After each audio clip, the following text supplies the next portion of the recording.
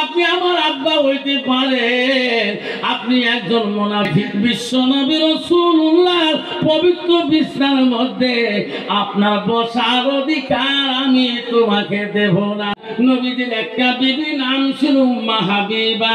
উম্মে হাবিবার বাবার নাম ছিল আবু সুফিয়ান। আবু সুফিয়ান ছিল মক্কার বড় জমিদার, বড় নামদার, বড় যোদ্ধা ছিল। আবু সুফিয়ানের কন্যাকে রাসূলুল্লাহ বিবাহ করে। যেরকম সুবহানাল্লাহ।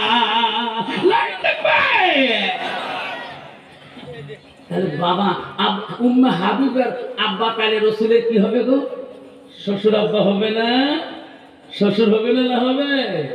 আল্লাহ রাসূল উম্মে হাবিবাকে বিয়ে করার পরে উম্মে হাবিবার উপরে বহু নির্যাতন হয়েছে।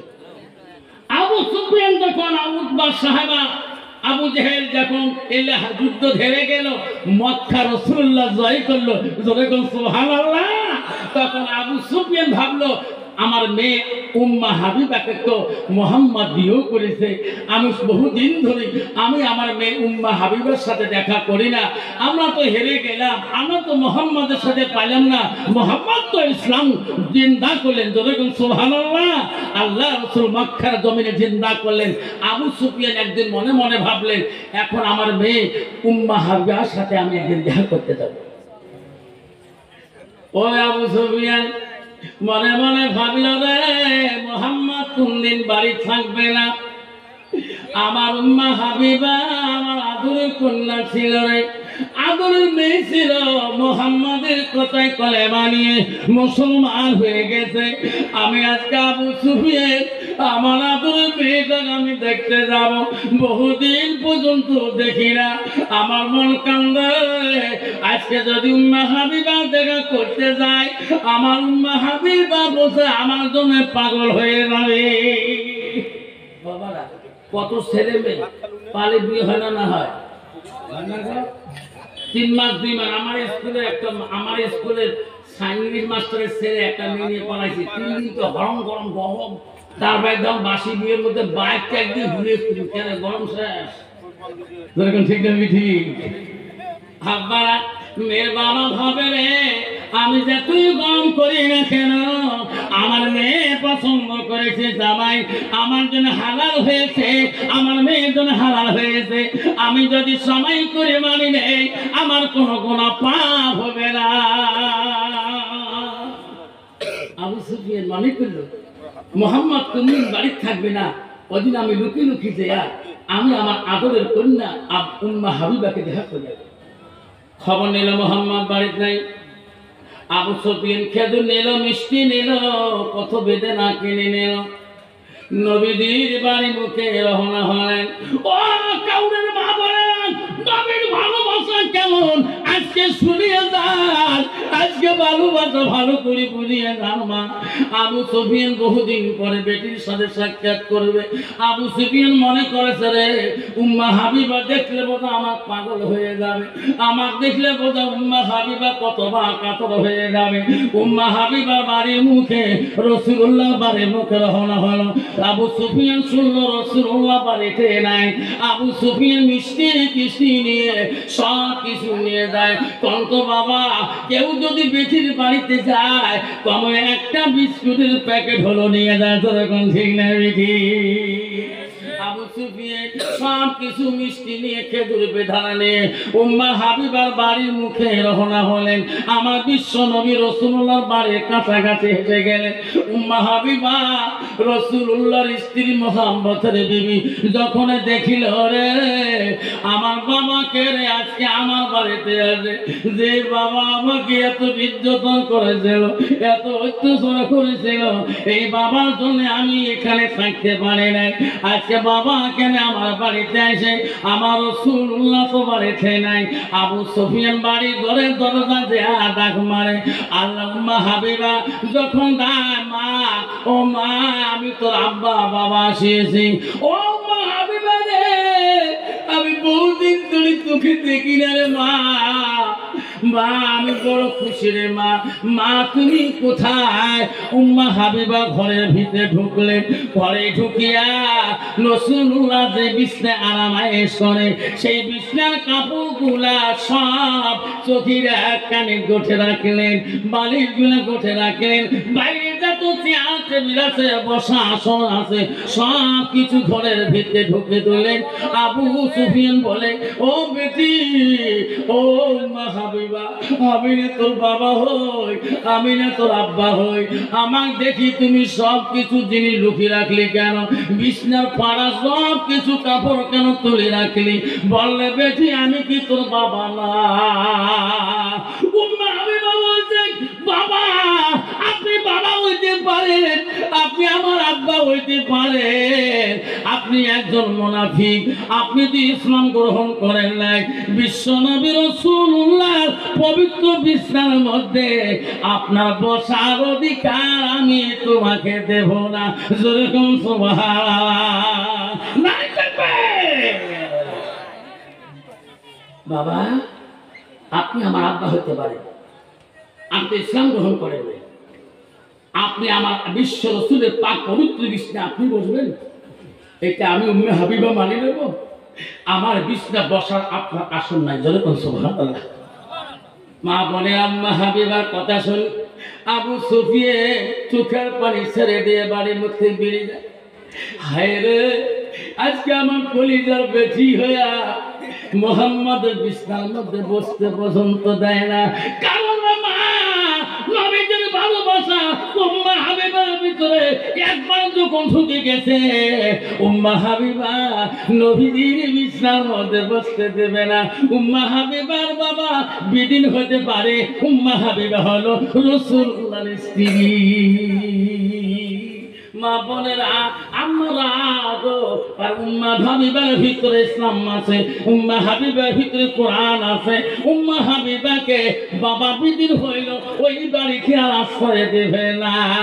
মা বোনেরা আল্লাহ নবী বলেন, আর মারাতে ইদা সাল্লাত খামসাহা, নবী বললেন কোন একটা মেয়ে যদি 5 ওয়াক্ত নামাজ পড়ে, ওয়াসামা শাহরুহা, ওই মেয়েটা যদি রমজান মাসে রোজা করে, ওয়াসানা ফারদাহা, ওই মেয়েটা যদি পর্দায় পুশিদায় চলে, ওয়াতাদ বালাহা, ওই মেয়েটা যদি স্বামীর ভালোবাসা দেখায়, রাসূলুল্লাহ বললেন ফাকাদ কুলু মানায়ু আবু আবিল জান্নাতির সাত, নবী বলে ওই নারীদের জন্য আল্লাহ জান্নাতের দরজাগুলো খোলা রাখবে।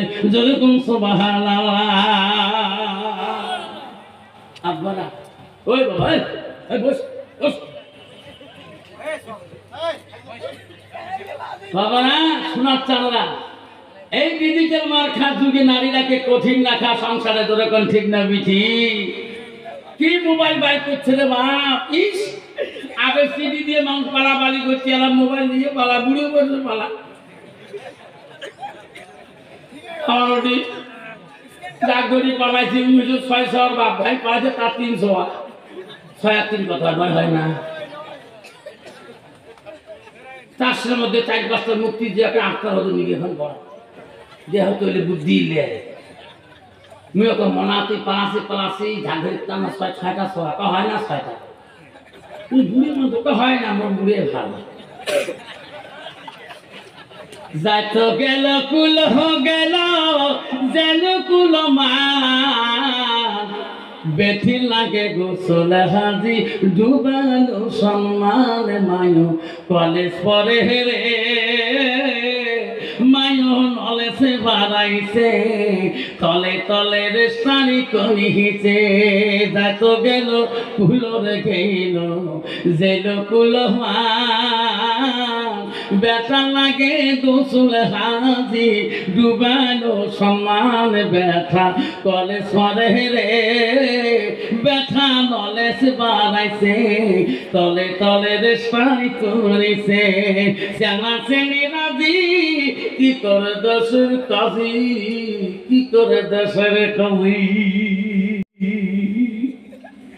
খারাপ লাগছে বাবা? জোরে বলুন। আবু জেহেল বিশাল সমাবেশে হাজার হাজার মানুষের সামনে আমার নবীকে পরীক্ষা করার জন্য আবু জেহেল খোদা যদি মুহাম্মাদের ধর্মটাকে বড় বড় করে কয়, ওনার খোদাটা ওনার ভক্তটা ওনার যাকে খোদা বলি মানে ওই খোদা যদি মুহাম্মাদের ধর্মকে বড় বলে বড় কয়, তাহলে ওই আবু জেহেল কলেমা নিয়ে মুসলমান হবে। আর যদি ছোট কয়, আবু জেহেল বলছে মুহাম্মদ রে, হাজার মানুষের সামনে তোকে বেইজ্জতি করব। শয়তান তাস হয়ে গেল। ওই শয়তান দিয়া আবু জেহেলের খোদার ভিতরে ঢুকলো। শয়তান কয়, ও আবু জেহেল রে, টেনশন করিস না, আজকের জন্য তোর ধর্মটাকে বড় মনে করে দেও। বাবা, আমার ভিতরে শয়তান আসে না আসে? যেরকম শয়তান কেমন জানেন না? বাবা হযরতে আতা রহমাতুল্লাহ বিশাল একজন ওলি ছিলেন। ইনি একদিন রাস্তা দিয়ে যায়, শয়তান দেখি ফেলাইছেন, জয় শয়তান করে যায়, হায় শয়তান। তা হুজুর তোমাগুলো আটকে নাই, মুখ শয়তান কোন গে মুই শয়তান দেখি শয়তানে আর যাইস করে তার দোস্তুর বাড়ি যায়। তোর দোস্তু দুনিয়া তুই তাই তার বাসা বাসা আগে দোস্ত হয় বলে, হ্যাঁ হ্যাঁ তুই একটু দাঁড়াও, আমি তোমার সাথে কটা গল্প করি। তা হুজুর বলছে ঠিক আছে তুই যাচ্ছ। বা শয়তান দিয়া বাদশা সকালবেলা দিয়ে আয়নাটা দিয়ে মুখ দেখে না, ওই আয়না ড্রেসিং আয়নার কাছে একটা মধুর ফোঁটা লাগিয়ে দিচ্ছে। শয়তান হিট করিয়েছে মুখার মধ্যে, ওই মধু দেখি পিঁপড়ে ধরতে লাই, পিঁপড়ে কাটার দেখি জেডি জেডি মতন তো জেডি যে লাইন ধরছে, জেডি যে দেখছি বিলেইকে হায়রে মোর ছাদের খান আসিবে। বিলেই এমন হুতুম হাতম করে, বিলেই করে ওটা কোন বিলি আছে ইয়ার আশপাশ না দেখে মার এক ঝাঁপ, একে জেডি না ধরে আয়না সহকাল গুড় পড়ে গেছে। রানী রান্না তুলে দিছে রান্নাঘরে, দাসীকে বলো, দাসী রে, আমার মহারাজ বিছানা মহলে চলে গেছে, আমার মহারাজের ঘরের ভিতরে কি শব্দ হলো, তুমি দাও আমি বাদশার জন্য রং বিয়ানের খানা বানাই। দাসী চলে গেল বাদশার রুমে, যে দেখে ওই ড্রেসিং আয়না এক জায়গায় পড়ে আছে। হায় রে ভাই, চুরি হয়ে গেছে। দাসী বলে, হায় এই বাদশার দিবাক রে, এই আয়না প্রতিদিন মুখ দেখিয়ে যায়, আমি কি বলবো, আমার বলার মতন কিছুই নাই। রানী বলে, দাসী রে কি শব্দ হলো? দাসী আয়না ভাঙা দেখি জবাব বন্ধ হয়েছে, ফাঁস লাগে গেছে। রানী বলল, দাসী হলো কি রে? রানী আস্তে আস্তে ঘরে যেয়ে দেখে আয়না ঘুরে মুড়ে দাসী দাঁড়িয়ে আছে, টস টস করে দেখে। রানী মনে করলো এই বোধ আয়না ভাঙিয়েছে। রানীর যে মেজাজ তরবারটা সেখান থেকে সাত করে টানি নিয়ে দাসীর কালায় মারেই লাগছো, কালা সাঁধা পড়ে। যখন দাসী পড়ে গেল, রানী মনে মনে ভাবে কি করলাম, আয়না দাসী ভাঙলো না, কে ভাঙলো প্রমাণ তো নিলাম না। আমার বাদশা নেই বিচারক বাদশা। আল্লাহ রাসূল বলেছে কাল কিয়ামতের ময়দানে 7 শ্রেণীর মানুষ আল্লাহর আরশের ছায়া তলে থাকবে। এক নম্বর হলো নেই বিচারক বাদশা। ও বললো, আমার স্বামী তো নেই বিচারক, আমি যে দাসীকে মারলাম, বাদশা যদি জিজ্ঞাসা করে কি জন্য দাসীকে কতল করলি, আমি কি জবাব দেব রে? রানী টোস লাগে গেল, বাদশাও লিখে এসে গেল, আসি দেখে মহাব্বতে দাসীকে কতল করে দিয়ে রক্ত রক্ত হয়ে গেছে। বাদশা ইদিকে দিতা খাইল না। হায় রে বাদশাহ রানী, আমার মহাব্বতে দাসীকে কাটলি, উনার তরবারটা টানি ছাত করে বাইরে করিয়ে রানীর গলায় 100 মারে দিল। শয়তান আস্তে করি হুজুরের দরবারে চলে গেল। হুজুর বলে, সে তো দোস্ত বাইক করো হালকে কি হলে, তুই তো দোস্ত দেখা করলি? হুজুর মোর কোনটা দোষ? আমি একটা ড্রেসিং আয়নার মধ্যে ফোটা দিয়েছি, মধুর ফোটা, পিঁপড়ে খায় খাপ, তো যেটি ধরতে বিলে খাইটা খাম। আয়নার দাম কয় টাকা? রানী বুঝিলে, রানী এসে দাসির কাটে দি, তুই দাসির কাটে তো রাজার কি বুদ্ধি দেয়, ওই রানীর কাটে ফেলে মোর কোনটা দোষ? বাবা শোনা, শয়তান আমাদের গ্রামে ঢুকে যাবে। আবু জেহেল বুদ্ধি করলো কত সালরকম, বিশ্ব নবীকে দেখে নিয়ে গেল। রাত্রি কালে আবু জেহেল তার খোদাকে বলল, খোদা রে, আজকে যা চাবি আমি তাই তোকে দিয়ে দেবো, যা খাবি আমি তাই দেবো। আবু জেহেল খোদা তো খায় না, খালি জল করে দেহে। আমার খোদা কেমন? আমার আল্লাহ বলো এক, বলহু আল্লাহু আহাদ, আল্লাহ এক, আল্লাহু সামাদ। আল্লাহ কারো মুখাপেক্ষী না, আল্লাহ কারো মুখাপেক্ষী না। লাম ইয়ালিদ ওয়া লাম ইউলাদ, আল্লাহ কেহুকে জন্ম দেয় না, কারো পর জন্ম হয় না। আবু জেহেলের সামনে আমার রাসূলকে পরীক্ষা শুরু করলো। আবু জেহেলের সেনাবাহিনীরা, আবু জেহেলের শহীদ খোদার ভিতরে শয়তান ঢুকে গিয়েছে। শয়তান প্রকাশ করতেছে, মহারাজ, ও মহারাজ, কি মুহাম্মাদের ধর্মটা ছোট, তোর ধর্মটা বড়। আবু জেহেল ওই সময় হাতের মধ্যে ধনু ছিল গো। আমার বিশ্ব নবীকে এমন জোরে আঘাত করলো গো, হাজার মানুষের সামনে নবীকে অপমান করলো। আমার নবী কান্তি কান্তি ছায়া বলে, মাবুদ, ও মাওলা, এই পরীক্ষা তো তোর কাছে আমি দিতেছি। নবীজির জগৎ আমি হামজা বিখ্যাত শিরোমণি শিখাইছিল গো। উনি গেছে হরিণ শিকার করেছে, হরিণকে তীর মারবে। ওই সময় হরিণের জবান দিয়ে কথা বলে, ও আমি হামজা, আমাকে তীর মারিস না, আমি কষ্ট পাই। আমার মধ্যে আমার থাকি, তুমি আবু জেহেলকে তীর মারো।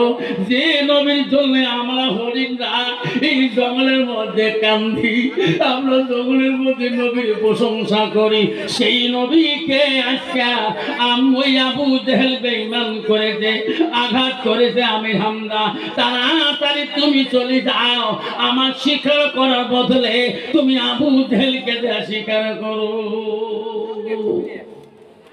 আমি হামজা তখন ইসলাম গ্রহণ করেন সম্বন্ধে ভাতিজা, কিন্তু আমি হামজা বাড়ি মুখে হরিণ শিক্ষা না করি, দীপ্ত বেজে বাড়ি থেকে চলে আসি।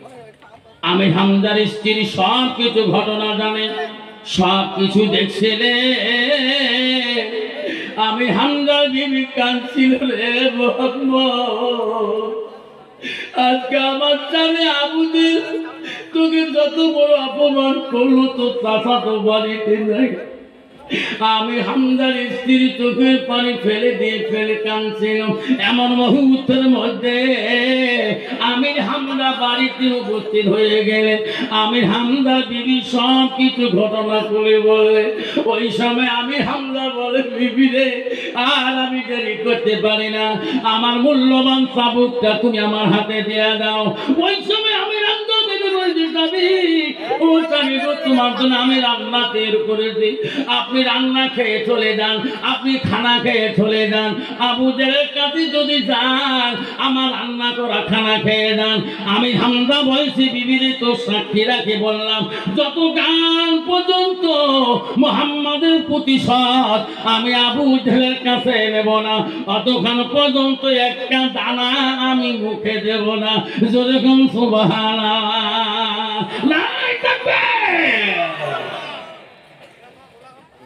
আমি হামজা চাবুক নিয়ে চলে গেল, আবু জেহেলের বাড়ির মুখে চলে গেলেন। আবু জেহেল নবীকে অপমান করে বড় খুশি হয়েছে, তাদের মজমার মধ্যে মহফিলে বড় হাসি হয়েছে। আমি হামজা আবু জেহেলের বাড়ির মুখে রওনা হয়ে যায়। আবু জেহেল মনে করছে রে, আমি হামজা তো মুহাম্মাদের কলেমা পড়ে নাই, কিন্তু আমার দলবধির মানুষ। আমি হামজা দিয়ে নিয়েতে গেছি।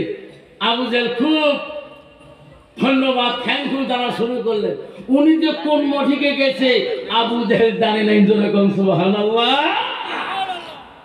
আবু জেহেলের সামনে দেয়া বলল, আবু জেহেল, মুহাম্মদ কি তোকে জোর করি কোনো কথা বলছে? তোকে কি ইসলাম ধর্মের কথা জোর করি কি পড়াইতে চাইছে না? ও আবু জেহেল রে, মোহাম্মদের কেউ নাই দেখি, মোহাম্মদের আপনজন কেউ নাই দেখি, তোমার চাবুক দিয়ে ধেনু দিয়ে কেন তুমি মোহাম্মদকে মারলি? এই কথা বলতে নাই বলতে তর্ক শুরু হয়ে গেল। কিন্তু ওই সময় আমি রান্না চাবুকটা বাড়ি করিয়া আবু জেলের পিঠির মধ্যে এমন মার শুরু করে দিয়েছে, আবু জেলের সেনাবাহিনী পর্যন্ত তার কাছে চাইতে পারে না।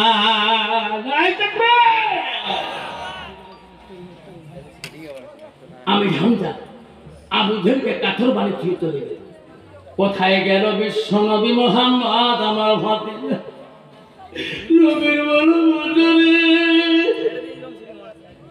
আমি রমজান খুঁজতে খুঁজতে যাই, আমি মোহাম্মদের সাথে দেখা না করা পর্যন্ত আমি একটা দানা পর্যন্ত পেটের মধ্যে আমি দেব না। খুঁজতে খুঁজতে আমি রামজা হয়ে গেল। যেতে যেতে দিয়া দেখে রে বিশ্ব নবী আমার রাসূল গাছের তলায় পড়ে সিজদার মধ্যে কাঁদতেছে। আমি হামজা যে পিছন থেকে ডাক মারে, ও মুহাম্মদ সিজদা থেকে তুমি মাথা তোলো, তুমি সিজদা থেকে মাথা তোলো, তোমার প্রতিশোধ আমি ওই আবু জেলের কাছে আমি নিয়েছি। নবী বলছে, কে গো? আমি তোমার চাচা আমির হামজা। নবী বলছে, ও চাচা আমি তো তোমাকে বলি না আপনি আবু জেলের কাছে আপনি প্রতিশোধ নেন।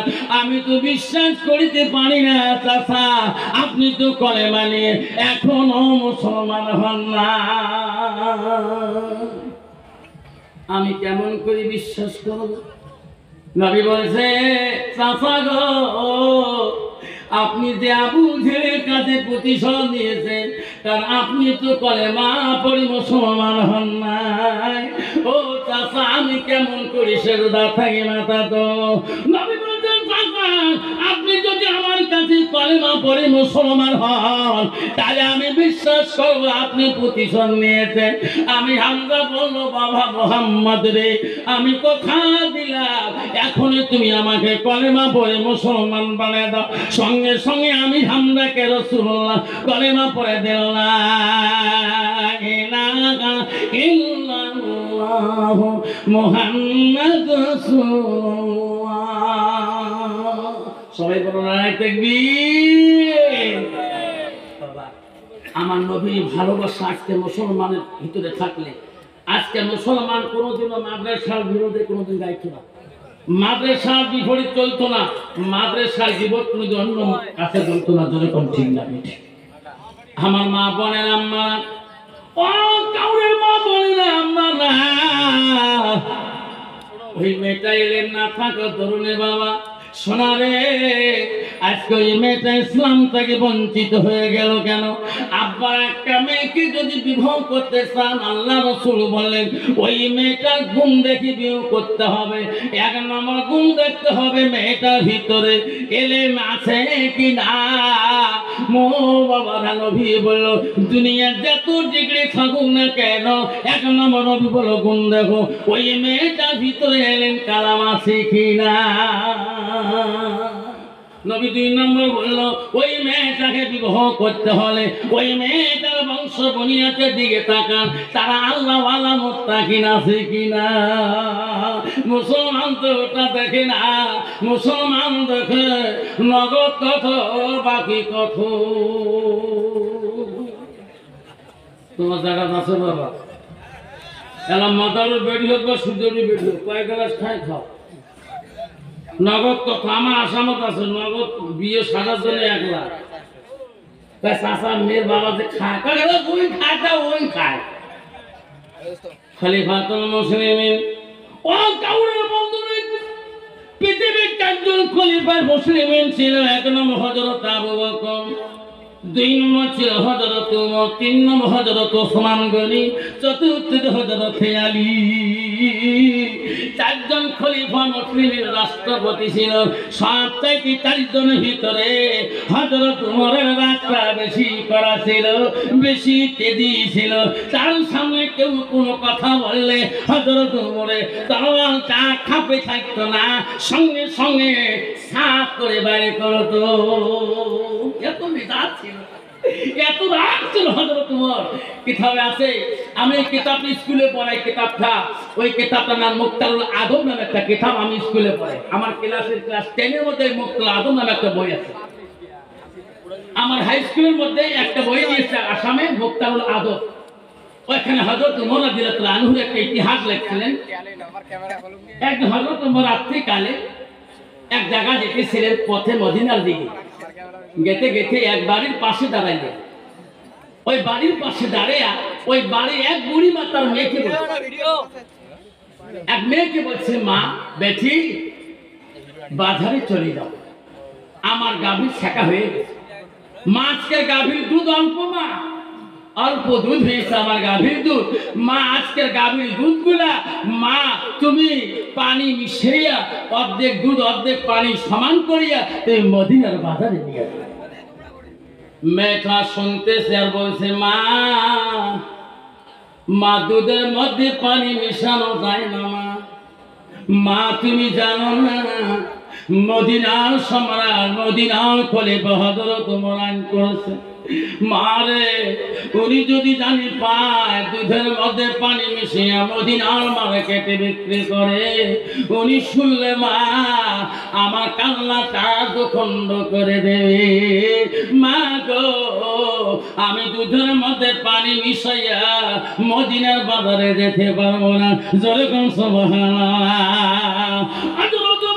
তার ঘরে আল থেকে শুনতেছে, মেয়েটাকে বারবার মা তাগিদ করতেছে, বেটি রে ও বেটি তুমি হযরত উমরকে কেন ভয় খাও? উনি মদিনার রাষ্ট্রপতি খলিফা হতে পারে, উনি তো মদিনার বাজারে বসে থাকে না, উনি তো ডিউটি করে না। মেয়ে বলছে, মা হযরত উমর খলিফাতুল মুসলিমিনা মদিনার মার্কেটে বসে না থাকতে পারে। মা আমি তার জন্য ভয় করি না, মা আমি স্বয়ং আল্লাহকে ভয় করি। মা হযরত উমরের নজরে না পড়তে পড়ে মা পানি দেওয়া আল্লাহর নজরে পানি দেওয়া ধরা পড়বে। মা আমি আল্লাহর ভয়ে মা দুধের মধ্যে পানি মিশাইয়া আমি মদিনার মার্কেটে বাজারে যেতে পারবো না। বাবারা কত বড় ইমানদার মেয়ে গো। খলিফা মুসলিমিন ওই কথা শুনে বাড়ি মুখে রওনা হলে, বাড়িতে এসে তার বিবিকে ডাক মারল, বিবি আমার ছেলে আব্দুল্লাহ কোথায়? কেন স্বামী এত সকালে আব্দুল্লাহর কথা কেন বলেন? বিবি রে আমার বেটাকে ডাক মারো, আসিমকে দেখো, আমি এত সুন্দর একটা বৌমা দেখিয়েছি রে বিবি। ওই মেয়েটা যদি আমার বাড়ির পুত্র বধূ হয়ে যায়, আমার বাড়ি ইমান কোনোদিন ত্রুটি হবে না। হযরত উমর খলিফা মুসলিমিন তার ছেলেকে ডাক মারল, বাবা আমি যে তোর আব্বা হই আমার কথাটা কি মানবি? হযরত উমরের সন্তান বলে, আব্বা আমি যদি আপনার কথা না মানি আমি কার কথা মানবো? তাড়াতাড়ি বলো আব্বা, আপনি যা বলবেন আমি তাই শুনবো। বাবারে তুমি বিয়ার পোশাক পরিয়া নাও, আমি সুন্দর একটা পুত্র বধূ, আমি সুন্দর একটা বৌমা দেখিয়াছি, আমি তার সাথে তোর বিবাহ দিতে চাই। ছেলে বলো, বাবা আপনি যদি পছন্দ করেছেন আমি তোমার সন্তান না কইতে পারি না। যদি কোন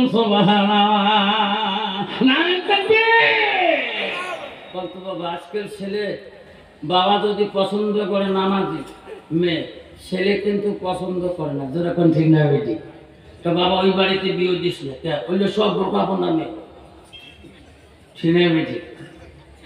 হ্যাঁ বিয়ে শুনে আসছিল তো, হ্যাঁ কয়েছে বাড়িতে আত্মীয় করা যাবে না, আল্লাহ আমি হচ্ছে 420, আমি দিনে 4 বেশ তুলের কাঠিং বানাই, তোমরা একবারে মুড়িয়ে গড়ি বেলায় যেতে যেতে বেলা বই পাওয়ার না আছে না বাবারে। ভালো ছেলে বাবা ভালো বংশের মেয়ে চায়, কারণ বাপ যদি ভালো হয় তাহলে ছেলে ভালো হবে, মা যদি ভালো হয় তাহলে মেয়ে ভালো হবে, মা যদি ভালো হয় মেয়ে ভালো হবে, মেয়ে যদি ভালো হয় রে মা ভালো হবে, মাস্টার যদি ভালো হয় ছাত্র ভালো হবে, ছাত্র যদি ভালো হয় রে মাস্টার ভালো হবে। এমন জাতের কচু আছে অল্প জালে সিদ্ধ হয়, এমন জাতের মেয়ে আছে অল্প কথায় বুঝিয়া পায়, এমন জাতের কচু আছে অল্প জালে সিদ্ধে না, এমন জাতের মেয়ে আছে অল্প কথায় বোঝে না। বাবারে সমাজে কয়েক শ্রেণীর মেয়ে মানুষ বাস করে। আমি কয়েকদিন আগে ওয়াজ করি, বাড়ি গেছিলাম, বাড়িতে যে সালাম দিয়ে ঢুকে আমার আলেম মেয়েছে একটু বাড়িতে খাবো বা না খাবো আসসালামু আলাইকুম, বাড়ি আলি সালাম দিয়ে আনসারির আব্বা এখন না চা বানিয়ে দেবো না দুধ চা বানিয়ে দেবো। আমি কই আনসারি আব্বা কষ্ট করে হুজুর গোবর বসে স্কুল গেলে লোক সবাই হুজুর পায়। আমার স্কুলে 50% সব হিন্দু মেয়ে ছেলে, আমার স্কুলে বেশিরভাগ হিন্দু ছেলে মেয়ে। মই আরবিক না ভাই সংস্কৃত হিন্দি না টকাই মুখ হুজুর পায়, হুজুর ছাত্রগুলো হুজুর পায়, মই হেডমাস্টার হুজুর পায়, সব মাত্র হুজুর। তুই হুজুর পাওয়ার পাস নিয়ে তার ওয়াজ করি মাথা খারাপ হয় না বাবা। সব জায়গা হুজুর হওয়া যায়, সব জায়গা পিসে হওয়া যায়, সব জায়গা আমিষে হওয়া যায়, সব জায়গায় মোল্লা সাহেব হওয়া যায়, সব জায়গায় মুক্তিতে হওয়া যায়, সব জায়গায় নেতা সাহেব হওয়া যায়, পঞ্চায়েতে হওয়া যায়, প্রধান সাহেব হওয়া যায়, মাস্টার সাহেব হওয়া যায়, ইঞ্জিনিয়ার সাহেব হওয়া যায়, প্রেসিডেন্ট সাহেব হওয়া যায়, সব কিছু হওয়া যায়। বিবির কাছে হওয়া বড় কঠিন। তুমি কেমন হুজুর, কেমন মাস্টার, কেমন ইঞ্জিনিয়ার, কেমন প্রফেসর, কেমন প্রধান, তুই কেমন পিসাব, গ্রামের মানুষ না জানলো তুই বিবি ভালো করে জানে, জানে না গো। তাহলে আমার হুজুর কোন তরিকের হুজুর বাড়ি আলি তার করে জানে। তারপরে আমার শোনা আমার বড় মুজাহাবের বড় খলিফাতুল মুসলিমিন ছিলেন হযরত ওমর। কথা মতে সন্তান সাজি বাড়ি নিলেন, সাথে সঙ্গে গেলেন হযরত ওমরের সন্তানের সাথে ওই দুদুয়ালি বুড়িমার মেয়ের সাথে বিয়ে হবে। এত সুন্দর করে সাথে বাড়ি নিয়ে যায়, হায় রে গ্রামের মানুষ ভাবে রে আজকে মদিনার খলিফার কোন দিকে যায়, ওই দুদুয়ালির বুড়ি গোয়ালানির বাড়ি থেকে যায়। গোয়ালানি বলে রে আমি এত গাবি পালি, আজকে মদিনার সম্রাট কেন আমার বাড়ির মুখে আসে, গরিবের বাড়ি কেন আসে গো? ওই দুদুয়ালি গোয়ালানি বাড়ি দরজায় দাঁড়িয়ে বললো, ও মদিনার খলিফা আজকে কেন গো গরিবের বাড়িতে আসেন? আমি তো জানি না আজকে আপনি আমার বাড়িতে আগমন, গরিবের বাড়িতে কেমন করে আপনি আসতেছেন? আমি তো গরিব, আমার বসা দেওয়ার মতো আমার বাড়িতে বাসন নাই। আমি তোর বাড়িতে বসতে আসি নাই, আমি তোর বাড়ি তোর দেখে আত্মীয় করতে আসি নাই। ওই বুড়ি তোর যে একটা মেয়ে বাড়িতে আছে, ওই মেয়েটার সাথে আমার সন্তানের আজ বিয়ের আয়োজন করেছি। আমি তোর মেয়েকে আমার সন্তানের সাথে বিবাহ করে যাবে। জোরে কম সুবহানাল্লাহ।